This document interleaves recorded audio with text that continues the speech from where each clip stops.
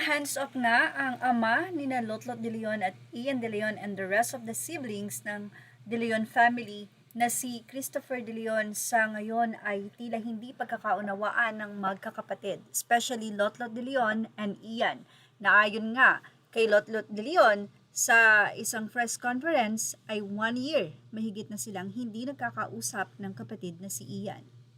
Marami tuloy ang nagtatanong kung ano daw kaya ang masisay dito ni Boyet or ni Christopher de Leon sa nasabi nga pong hindi pagkakaunawaan ni na Lotlot at nitong si Ian de Leon dahil sa naging pahayag kamakailan lamang ni Ian sa Fast Talk. Sa Fast Talk, sinabi ni Ian na siya ang kaisa-isang heirs o kaisa-isang tagapagmana ng superstar na si Nora Honor.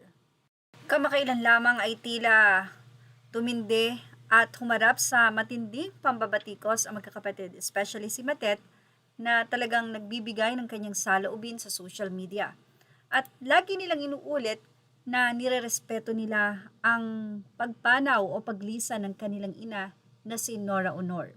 At isa sa hindi nagsalita si Lotlot at gamit ang kanyang abogado ay dahil na rin sa nirerespeto niya ang kanyang ina.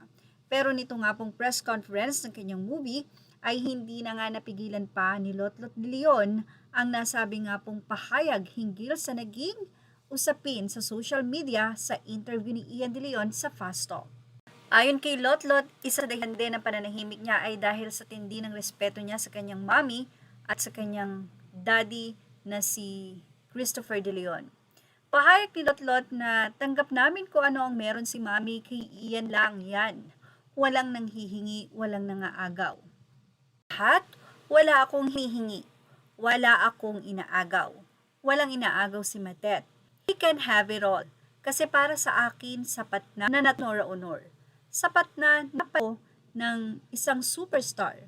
Sapat na ako ng pangalan ni Galit na galit ako. Buo sinakri ko para sa mga kapatid ko. Tapos, sisirain mo lang. Yan pa hayag ni Lotlot.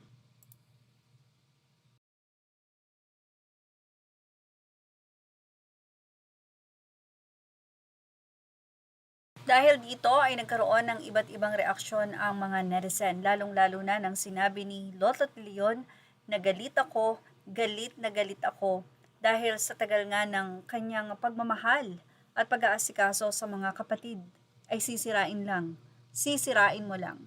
Hindi man tahasang binanggit ni Lotlot de Leon ang pangalan ni Ian, yung sinabi niyang sisirain mo lang, obviously na si Ian naman talaga ang kanyang tinutukoy.